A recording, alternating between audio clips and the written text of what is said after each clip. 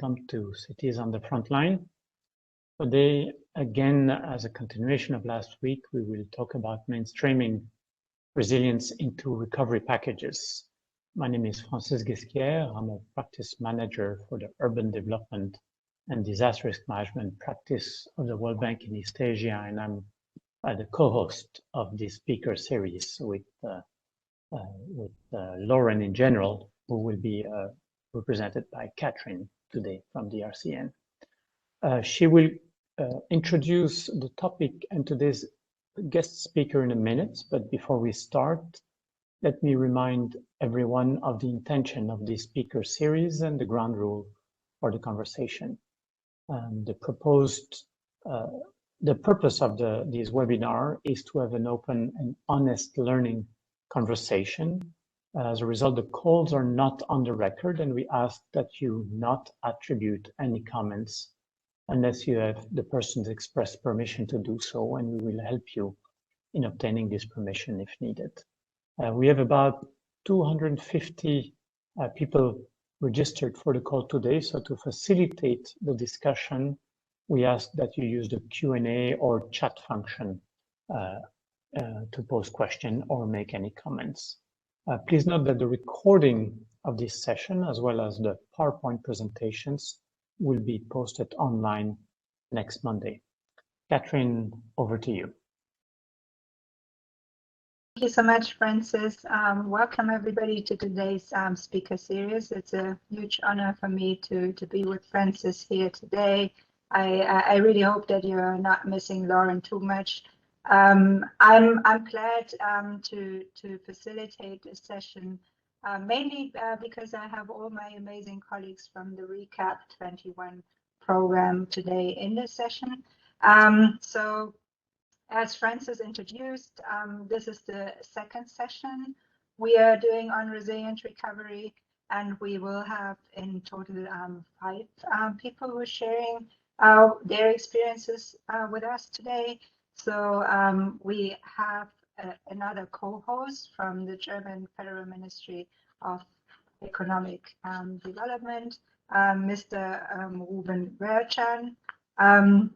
Ruben is the Senior Policy Officer for Sustainable Urban Development at the German Federal Ministry of Economic Cooperation and Development, and he is working in the Sustainable Urban Development Division for Environmental Policy, Urban Development, Mobility, Circular Economy, and Marine Conservation. Prior to his position, he was a Senior Policy Officer in the Division of Regional Development Banks and IFAD, and in this capacity, he was responsible for the work with the Inter-American Development Bank and the Caribbean Development Bank. He will then hand over to my colleague Dana Omran. She's the Global Director, Operations and Strategy, and also our Regional Director for Africa, and she leads the team from our city side on the Recap project. Then we will hear from one of our program cities. We have with us today Japheth Habinshuti, who's our Chief Resilience Officer in Kigali, and then followed by my dear colleague Sumia, and I'm really sorry if the last name is not pronounced correctly, Chatuvidula, who's the Deputy Director of ICLEI South Asia, whom we have been implementing this program with a focus on Bangladesh. And then at last, we will have our dear colleague from the Cities Alliance Secretariat, Mr. Julian Baskin, who is the third partner in the consortium who is implementing Recap 21 together in Rwanda, Mauritania, and Bangladesh. Francis, back to you. I think that we're going to move directly to Ruben for his introduction and then to the various speakers. So over to you, Ruben. Thank you, Francis, and thank you, Catherine, for the introduction. It is certainly my pleasure to co-host today's event on behalf of BMZ, the German Federal Ministry for Economic Cooperation and Development. And a special welcome goes to our panelists, Dana Omran, Japheth Habinshuti, Sumia Chautovedula, and Julian Baskin. Thank you so much for being here with us today. As has been already mentioned twice, this is the second event, the last event in the series, Co-Designing a Resilient Recovery in Cities, served as a first introduction to green recovery in more general terms. Today, we will pick up the thread and look deeper into two country examples. We will see how resilient thinking can be mainstreamed in recovery packages using the example of the Resilient Cities Action Package, or short RECAP 21. RECAP 21 is currently being implemented in 5 cities in 3 countries. These 5 cities serve as a pilot to learn which approaches are suitable to foster green recovery and resilience in urban planning. RECAP 21 prioritizes projects with a focus on resilience and green recovery, sets framework conditions for green recovery measures, initiates implementation of specific urban infrastructure projects, and helps linking those projects to finance through equalized transformative action programs pipeline. The knowledge gained is being fed back into international dialogues and exchange formats on resilience and green recovery, as exemplified by our webinar today. We, BMZ, have commissioned the RECAP 21 program at the beginning of this year and are very eagerly following up on its progress and development. From the very beginning of the proposal process, it was important to us to utilize a broad concept of resilience that includes not only economic aspects of green recovery, but also social aspects such as social cohesion. This is why we are very happy that the Cities Alliance, ICLAI, and Resilient Cities agreed to partner with us on the implementation of RECAP 21. Together with the GIZ sector program cities, we are very fortunate to bring together these different partners with their unique approaches. We are glad to see that this cooperation is as fruitful and that the different actors complement each other as we had hoped. As cities around the world are currently fighting the pandemic and are confronted with multiple challenges, there is need for an exchange on good practices and experiences on green recovery. The Cities at the Frontline series is therefore a much needed exchange format, and we are glad about the opportunity to share experiences made in the course of RECAP 21 with you today. The special role we saw in the partnership with Resilient Cities for RECAP 21 is their focus on harmonizing social, economic, and green aspects with recovery and resilience. We are very much looking forward to discussing, amongst other topics, this interconnectedness today. Therefore, I wish us all a very interesting and pleasant event. Back to you, Katrin and Francis. Thank you, Ruben.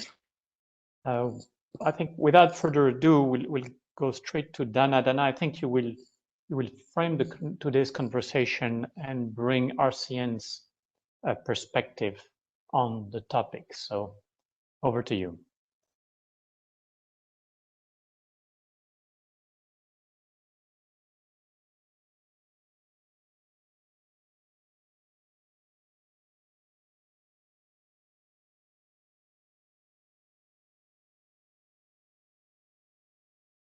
Can you just confirm that you're able to see my screen? Okay, wonderful. So I'll be speaking today about some of the work we've been doing to develop a resilient recovery framework. I think over the past year and a half, we've seen the word resilience and thrown into many different contexts, including this recovery conversations. And one of the things that we set out to do at the onset of this pandemic was to really figure out, what does a resilient recovery mean? What does it mean in the context of all of these different other recovery frameworks that exist out there? And we've spent a lot of time over the last 18 or 20 months really talking to the cities in our network to understand how they are viewing resilience and resilience recovery in their recovery packages. And one of the things that has emerged from these conversations with our member cities is that, cities, as they were planning and thinking about the pivot from, immediate response to recovery, we're really thinking about 3 main themes as they were planning for long-term recovery. One was how to make their cities more inclusive, more equitable as a result of this pandemic, how they could use the pandemic, the shock event of the pandemic, to create an opportunity to create a more just and equitable society. Another was how to incorporate climate action into the recovery packages. And the third was around local economic development. Of course, the pandemic and the ensuing lockdowns had significant financial and economic impacts on cities around the world. And so cities were really struggling to think about, as they were planning for recovery, how to revitalize and restart their economies. So building on these discussions and multiple surveys that we ran with our cities, we started to think about what are the key elements that would really constitute a resilient recovery. And we started to develop a rough framework to help cities think about how they mainstream resilience into the recovery planning. We also looked at other recovery frameworks. We started thinking about what does a traditional recovery framework look like, which really focuses on the economic aspects, or a just recovery or a green recovery. And through looking at these and reviewing these different frameworks, we started to center our thinking around 4 main themes. And that became the basis of this resilient recovery framework that we developed.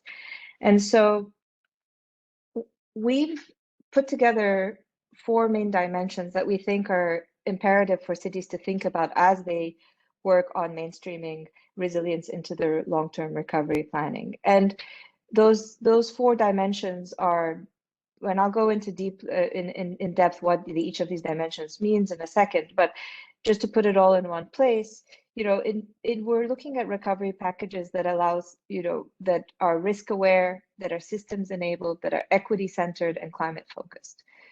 The other thing we did is we looked at our existing frameworks that we use when helping cities think about the resilience as a whole. And one of them was the City Resilience Framework, which we've talked about many times throughout the course of the Cities on the Frontline series. And cities in our network have used this framework to design their own resilience strategies and action plans.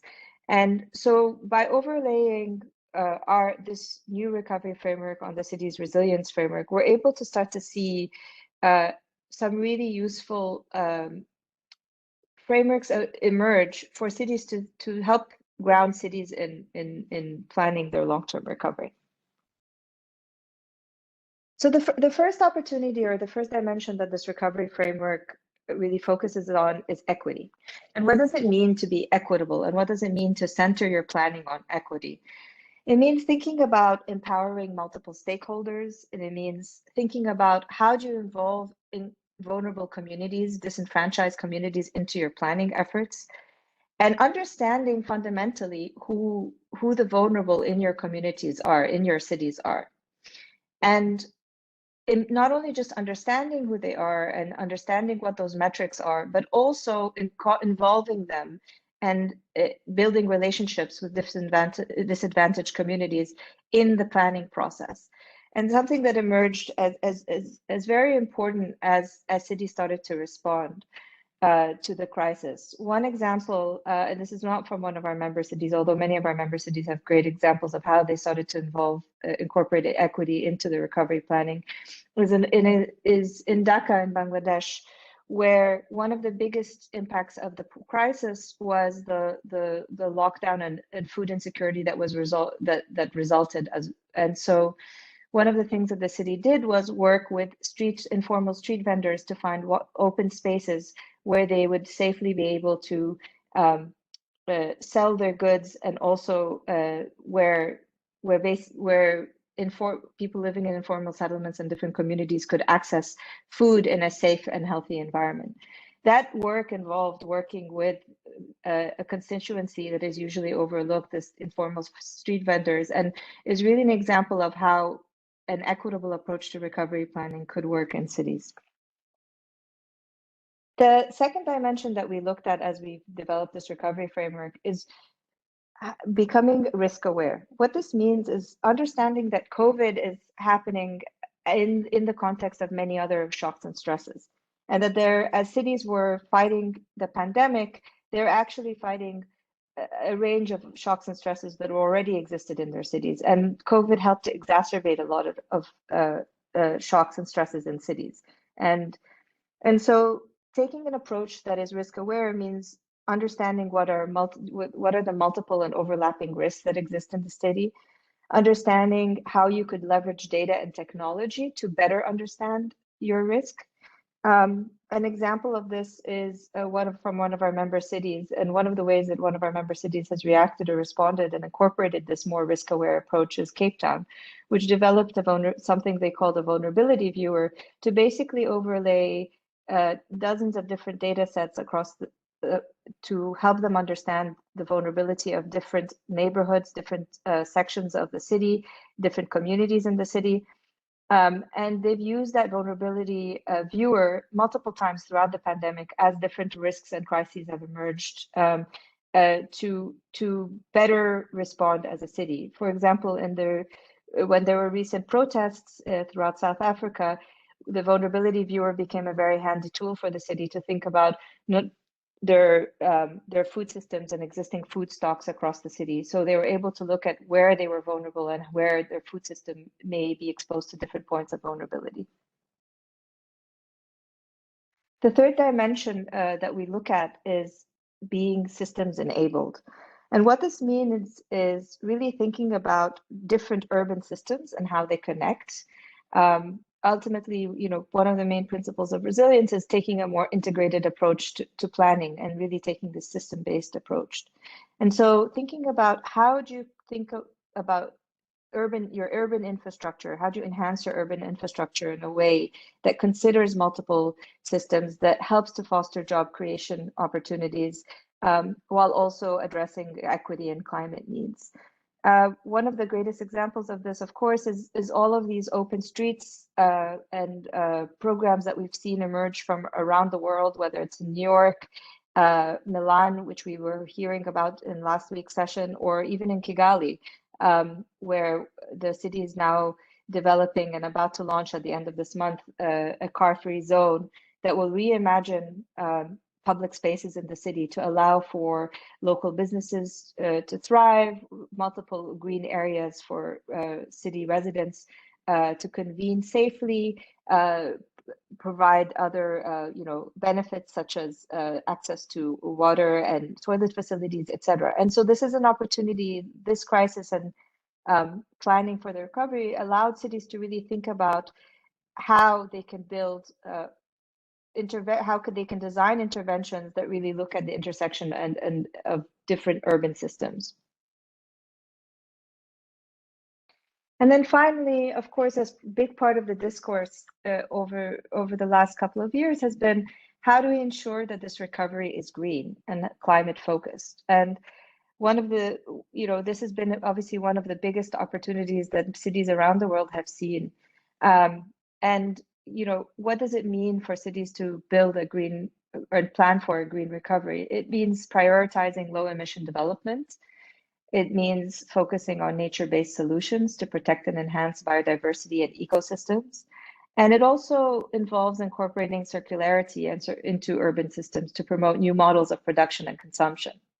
We're seeing this again throughout our network. Again, I'll choose an example from Kigali because it's one of the cities that we're working very closely with through this Recap 21 work. And one of the projects that's really stood out as we've been doing this work in partnership with ICLEI is really taking is a project that looks at health centers in different districts in Kigali and other cities in Rwanda, and thinking about how to design those health centers in such a way that they include different energy and water features that make them a more sustainable and green in the long term. So thinking about water storage, for example, thinking about solar lighting on health centers.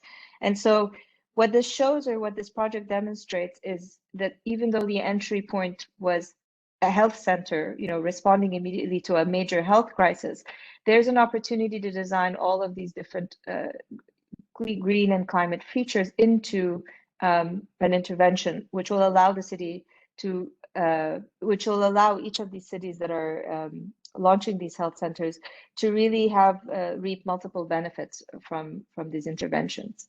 I'll stop there. I would like just say before wrapping up is that doing this work with the city of Kigali has been a really interesting journey, and I'm very interested to hear from Japheth Habinshuti, the Chief Resilience Officer of Kigali, how he has used this framework and how he's to approach various stakeholders in the city to talk about designing resilient recovery interventions. And I'm curious to hear from you, Japheth. What opportunities have you seen, and what challenges have you seen in trying to introduce these concepts into your conversations around recovery with your fellow city stakeholders? So without further ado, I thank you for your attention, and I pass it on to Japheth Habinshuti to give us some real life example of what this means to mainstream resilience into long-term recovery planning. Thank you. Yeah, thank you, Dana, for the nice presentation and the opportunity to share a few insights on how Kigali has been navigating the process to prioritize recovery needs and develop interventions to address them. First of all, I wish to mention that the city appreciated the resilient recovery framework that Dana just presented. In our view, it is a good tool that tries to approach challenges from different angles, in addition of its strong point of guiding the elaboration of robust projects that serve different ends. In order to apply the framework, we first prepared a few guiding questions and consulted Director Generals of different city departments, including urban planning, infrastructure, urban economics development, social development, and good governance. And our discussions mainly reflected on how these authorities are thinking to leverage on their variety learnings from COVID-19 and how they think these learnings could support a resilient recovery. We also brainstormed on initiatives which are being implemented by those respective directorates, as well as the potential to enhance or rethink them to ensure that they are addressing impacts of COVID by generating multiple solutions to different needs and different resident groups. By incorporating, for instance, features that enhance efficiency, equity, and so on. We then populated the action inventory tool with around 30 potential action, and thanks to the support from RCN and other partners, we were able to compare those actions, check their alignment with the existing policies and local and global priorities like the SDG framework, and also prioritize them. Additionally, we reflected on the shocks and stresses other than COVID that these actions are trying to address. We also received some trainings on different topics aiming to strengthen our capacities in terms of identifying and developing initiatives with the potential to support a resilient recovery. And these trainings were attended by people from different departments of the city. So I would say that the exercise is going smoothly, and we are learning a lot in terms of where the city is, the stage of recovery where the city is. We found out that the city is in its, it's still dealing with response and in its initial recovery efforts. And we tried to see the gaps and different needs. And as we move forward, I would say that we have some few prospective action for which we are confident, and we are a few steps from turning them into bankable proposals that we can find funding and implement in the near future. We are also organizing a visioning workshop in a few weeks to come, whereby we are hoping to have city leaders in one room, get their views in a more consultative process, and also gather priorities which we can put in our city recovery action plan. In short, I wish to thank all partners, including RCN, ICLEI, Cities Alliance, and GIZ for facilitating this process. And we think it came at the right moment, and we see its potential, and we think it's a great process to catalyze the resilient and recovery process in Kigali. Thank you so much for following, and over to the moderator. Thank you, Japheth. Very interesting, and thank you also, Dana. And a reminder to all the participants to prepare your question, and if possible, ask them in either the chat or the Q&A section. We're now going to move to Sumia, who's based in India, but actually is going to talk about her work in Bangladesh, also related to the recovery process. So Sumia, I think you have some slides. Here they are. Over to you.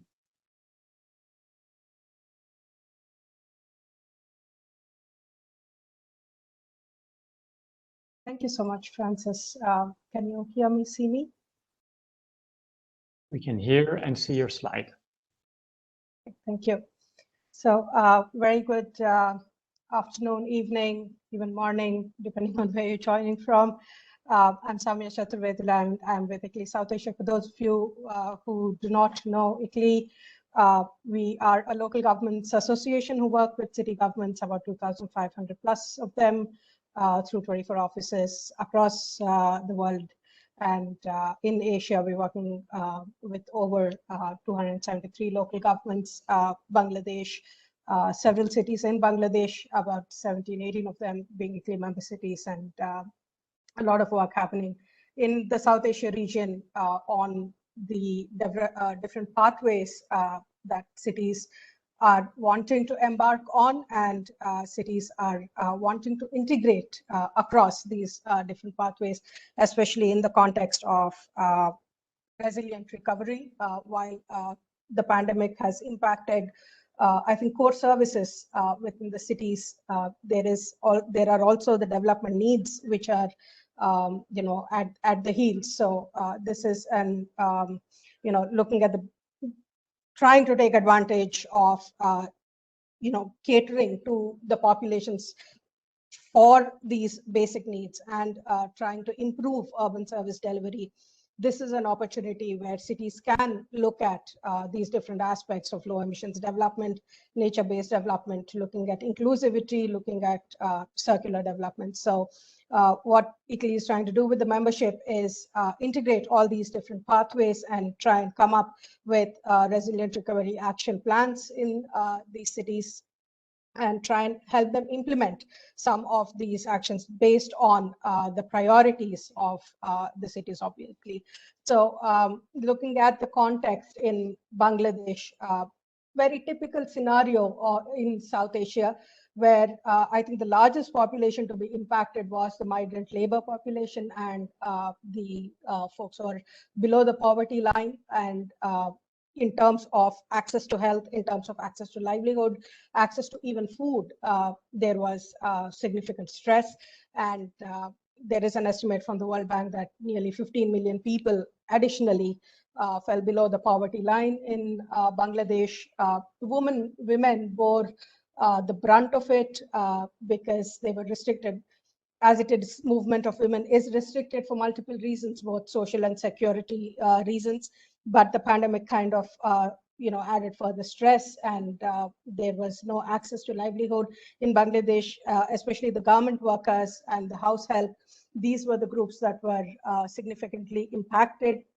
There was a reduction in food consumption during this period of the pandemic. Almost 69% of households reported a reduction in food budgets.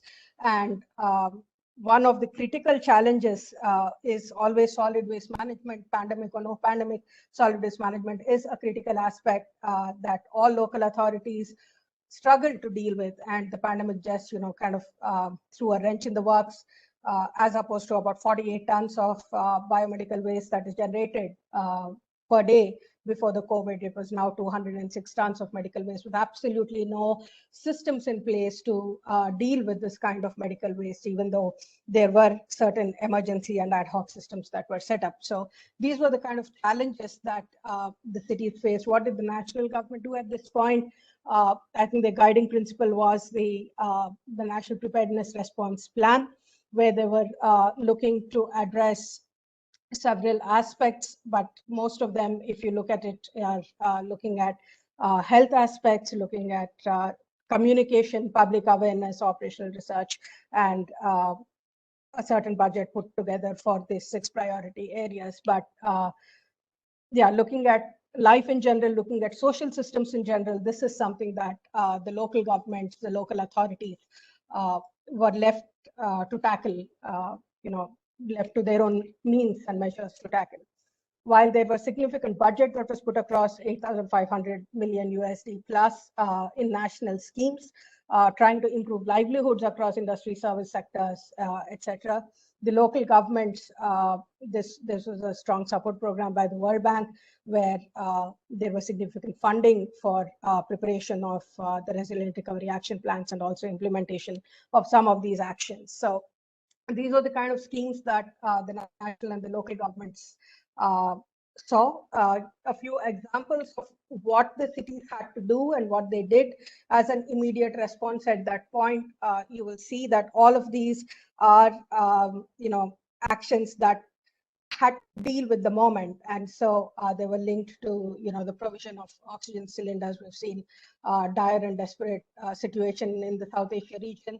We were looking at the municipality had eco-friendly vehicles, electric vehicles, basically, that they had procured with help from GIZ a year and a half ago. So these were put into use for the delivery of medicines, for the delivery of health services, for the delivery of food. So these were some of the examples. And the cities of Narayanganj and Rajshahi, coming to the recap project. Narayanganj is a city which is just adjacent to Dhaka, which is the capital city of Bangladesh, and Rajshahi is almost a border city between India and Bangladesh, separated by the Padma River. So both these cities, Narayanganj, a very important industrial city beside Dhaka, and Rajshahi is a strategic agro-based, education-based city. So these are the 2 cities that the recap project is dealing with. And the recap project is actually taking off from a European Commission funded program where the cities were looking at climate resilient development. And this was before the pandemic. So right now, through the recap project, it gave them an opportunity and gave them the resources and the knowledge to be able to look at COVID recovery and climate resilient development. So climate resilient development in the context of COVID recovery, and has thrown up several more priorities than were envisaged previously. So taking off from this project, so this project kind of laid the background for the recap program that we were doing in both these cities. Cities looked at their climate vulnerability hotspots, identified their vulnerable urban systems, looked at which wards had the most number of fragile urban systems, which populations were affected maximum, who were the actors that needed to be brought in. So this entire vulnerability assessment, looking at what are the priority sectors from a greenhouse gas emissions viewpoint. Critically, it is the manufacturing industry sector, which you would see in Narayanganj because it is an industrial area, and in Rajshahi, it's kind of across the residential and the commercial, the manufacturing, transport, all of these and waste contributing significantly to emissions. So this was the baseline that was already there in these 2 cities. and the RECA project took off from there. The climate action plan was ready, so we are integrating resilient recovery actions into their climate action plan, which was in a draft form. And so the RECA project gave an opportunity for the cities to do that. And there is also a significant understanding and acknowledgement that looking at vertical integration, looking at national policies and how national policies and national programs need to enable city level action and subnational action, so district level and city level in Bangladesh. So there was a study that was conducted and identification of stakeholders and engagement with the ministry. And all of these were results that came out of that study that was done by ICAD in Bangladesh. And the critical aspect is that while the Urban Development Ministry does all the urban development plans, is the Planning Commission, which is responsible for the devolution of the budgets. And so the sync between the two and then the linkage to the local authorities. So these were certain challenges and certain areas which needed to be strengthened that came out of this particular study. If there needs to be a cohesive national level plan for city-led and district-wise climate action, there were several steps to be followed, which was the result of that study. The cities also undertook, with the help of this project, certain environmental improvement measures, such as looking at air pollution sensors. So this is basically sensor-based air quality monitoring systems, very relevant for Narayanganj because, the air quality is significantly impacted because of the industries there. There was a look at using rooftop solar PVs in social infrastructure, both at hospitals and in libraries within Narayanganj. And this is the first time that the city authority has actually deployed these on their own, ensured that there is net metering and ensured that there is power backup to this social infrastructure, especially for the health sector, so much more important given all the push for the vaccines and the storage and all of that. So this is something that the city of Narayanganj took up. Rajshahi was looking at open spaces, greening guidelines, looking at not just the guidance and the guidelines for that, but also in terms of native species selections, improvement of green cover and things like that. This is also something where, starting from a baseline assessment of the floral belt, there was also demonstration projects that were done in Rajshahi. There was surprisingly not a big focus on looking at energy efficiency, clean energy, also in Rajshahi. So looking at the government building, the city hall basically, where an investment grade energy audit was conducted for the government building, and there are retrofits that are now being implemented in Rajshahi. So these are some of the actions that are being undertaken, but also with funding from BMZ through the CRISC project, this kind of approach to climate resilient, inclusive urban development, the knowledge for that is being supported in the cities of Sirajganj, Satkhira, Rajshahi, Barisal, and Khulna also benefiting from this program. So there are a lot of there is a lot of support for climate resilient recovery in Bangladesh.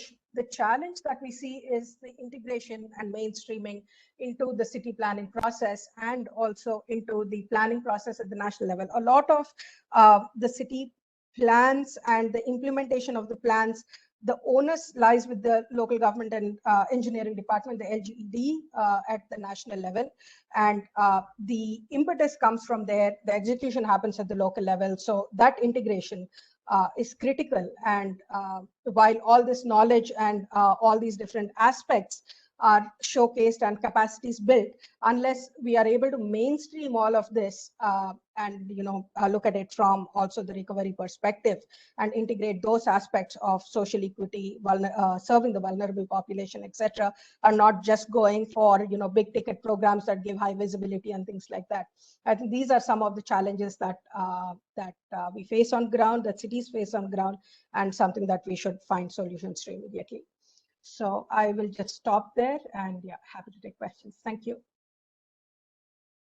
Thank you, Soumya. This is quite an impressive overview of the work done in all these cities. I think we have our last speaker, Julian. Julian, I understand you will tell us a little bit more about the relevance of the RECAP 21 program at local level and what you see as its main advantages. So, yes. You. Hello, everyone. Good morning, good afternoon, depending where you are. You know, it's very hard to say anything negative about what's being presented because, you know, it all makes sense and it's all solid, good work. But we have to ask ourselves the question, why is it that even before COVID, when we were talking about land use planning, plans never really got implemented? And we have to really start to say to ourselves, what do we need to be doing differently to ensure that planning isn't simply planning, but becomes a really useful tool for project or program implementation and for any transformation that cities need to undertake? And I think in very, very broad terms, you know, we have to go back to the age-old question. It's a question of ownership, number one, and then the very capacity to implement. Now, in the context of the cities in which I tend to focus, which is the secondary cities in Africa, many of the cities we don't even know the names of. Generally, people don't know the names of many of these cities. One has to really ask, how do we go beyond planning to implementation? And the very first thing is we have to make sure right from the get-go that resilience planning, planning for future climatic events, is not seen to be an international or global agenda that has no real bearing at the local level. We really have to make real attempts to root this agenda into the very fabric of what the cities are thinking and what they are doing.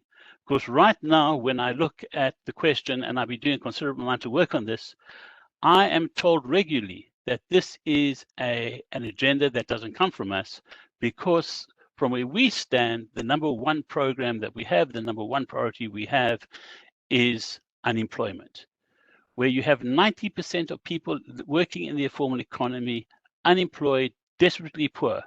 It's very hard for people to say that their number one priority or any priority is resilience planning.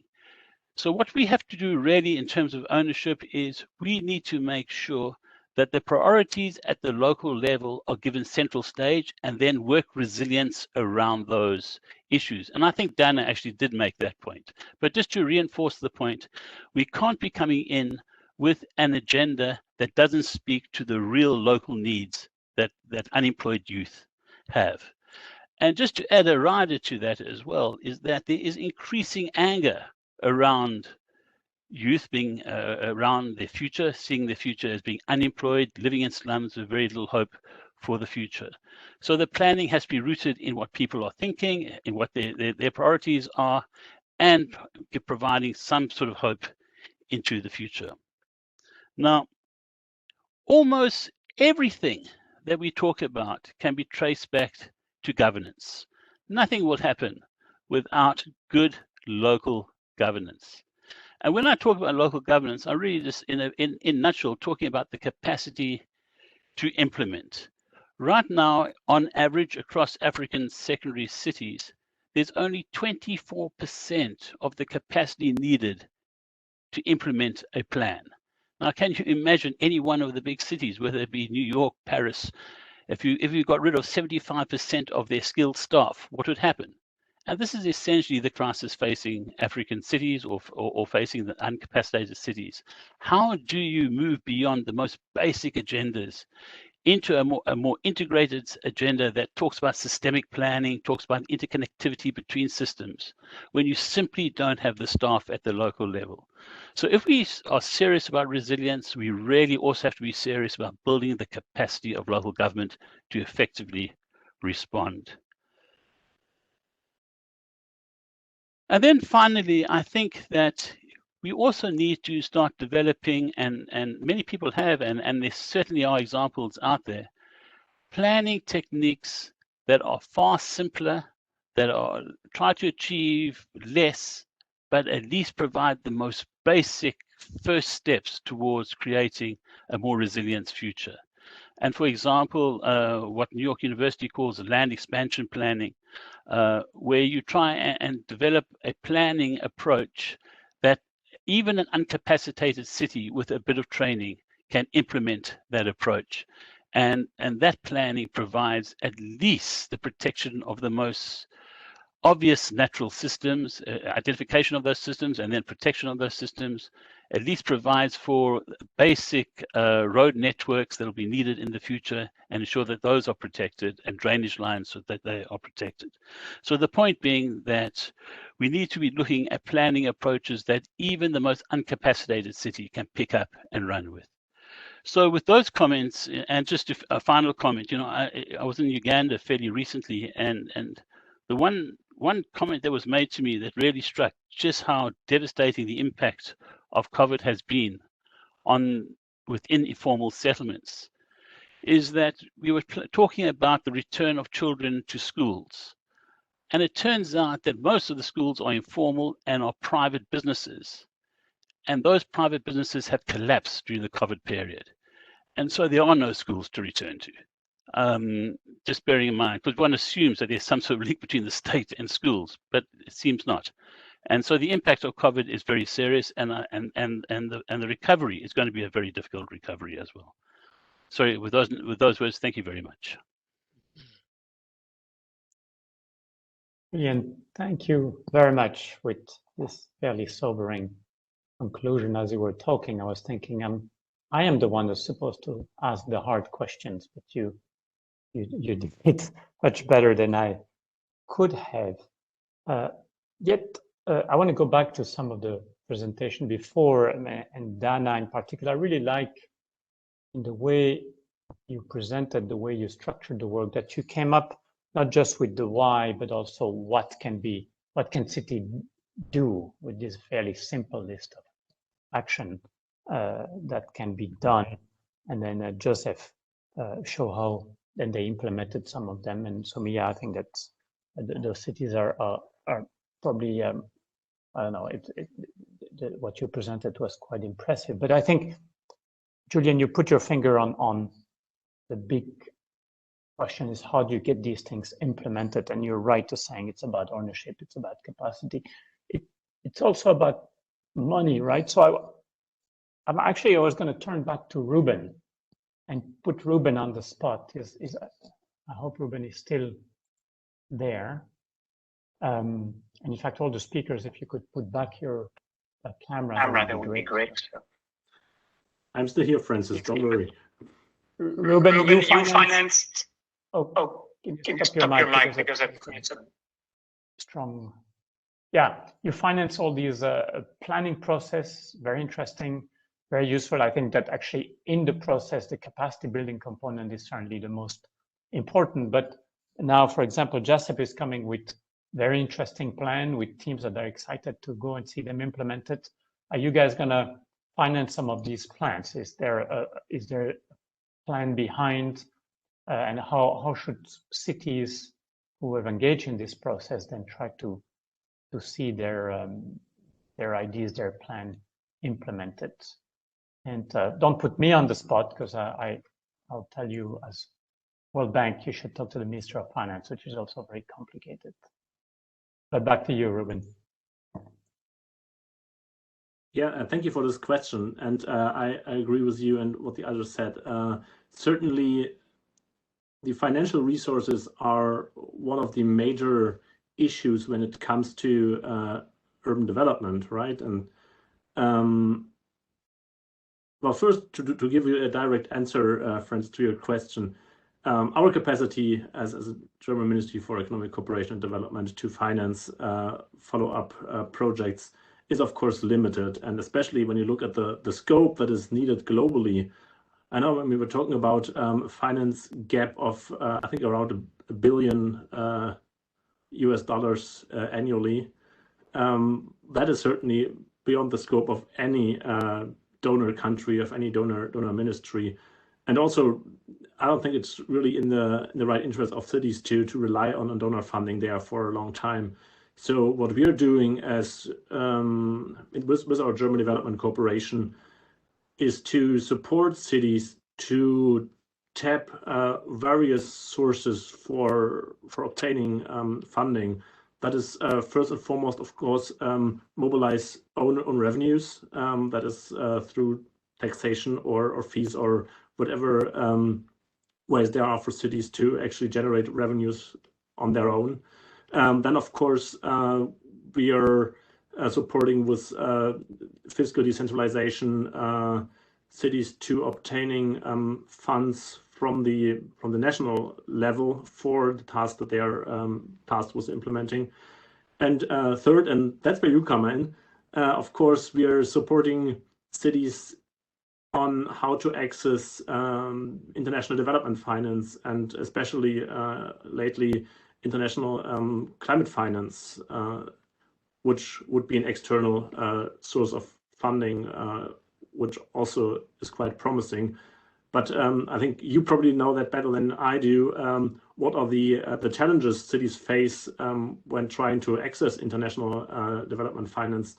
Not only in terms of legal requirements, but also in terms of what kind of risks do cities pose to a lender, right? I mean, they have a different, but there's a different risk profile compared to countries. And then, of course, Julian, you talked about the issue of capacity, and that also, of course, goes to handling of finance, handling of especially of loans, something you have to manage. So that is quite a complex task, and so you see there are many challenges, and we with the German Development Corporation try to support cities in tackling all of them and finding the right mix of financial sources that eventually help them implement ambitious climate actions, among other things, right? I mean, this is only one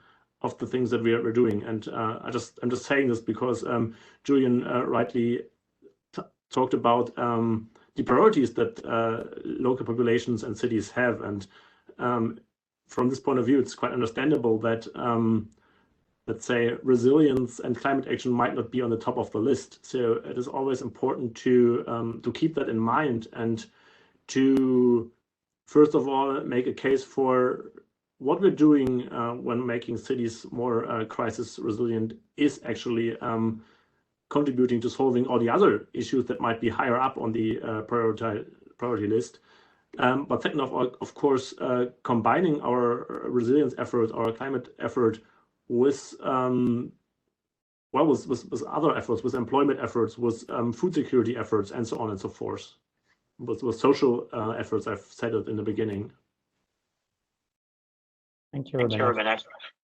I fully agree with you that the first and the most important element is to help cities generate their own revenue. In the long run, that's the only way they will be able to develop, and that's the only way they will have full ownership of their own development process. I think Catherine has a question. I think there's still time for one additional question, and then maybe we will have to wrap up. Thank you, Unless you want to wrap up, Catherine, we're close to the time limit.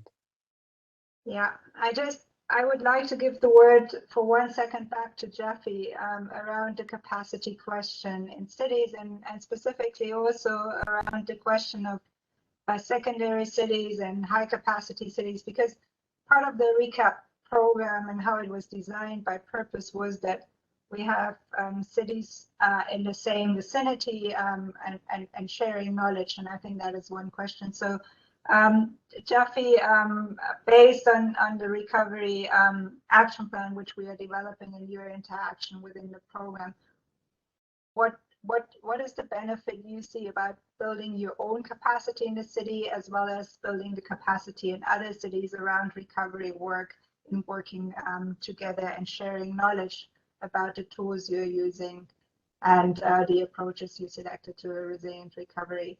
Can you give us a view on that? Yeah, thank you so much for the question.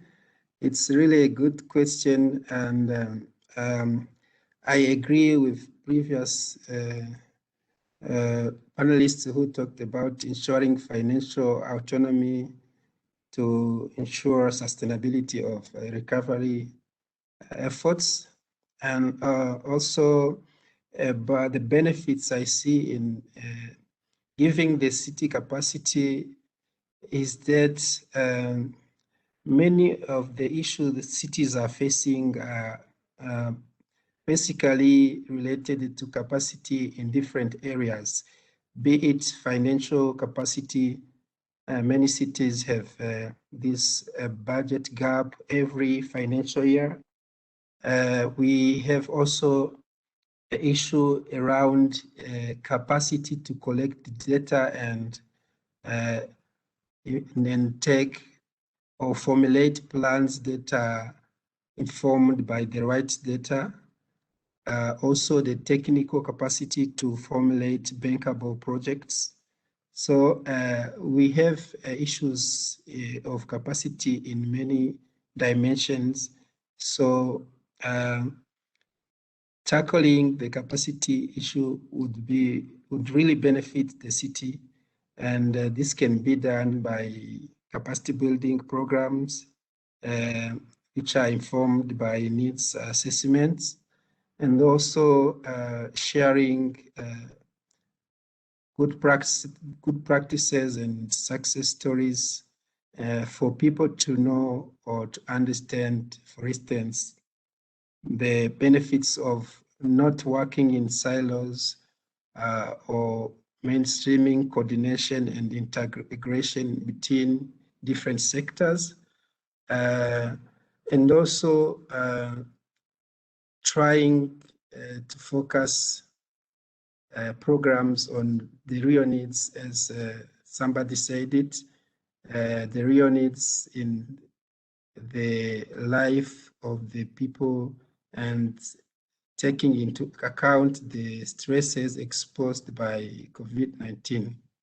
So it's really beneficial to cities to have this autonomous in these different dimensions, and also this network of cities can foster this learning. Thank you so much.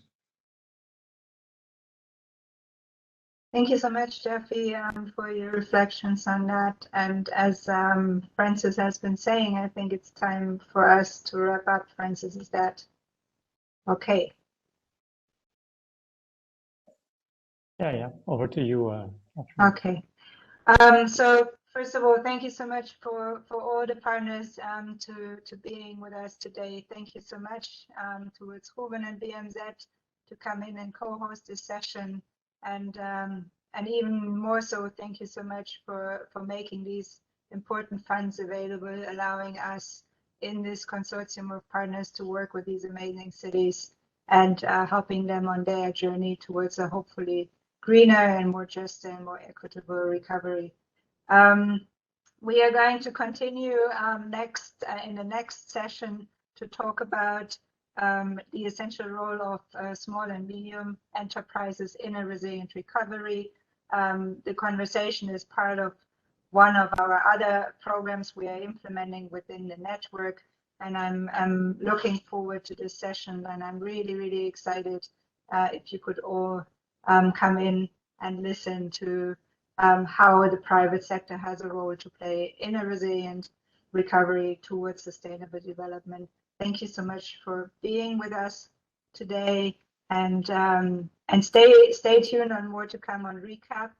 And thank you, Francis, for joining us and allowing us today to present this important work we are doing. Thank you so much. Thank you, everyone. Have a great day wherever you are.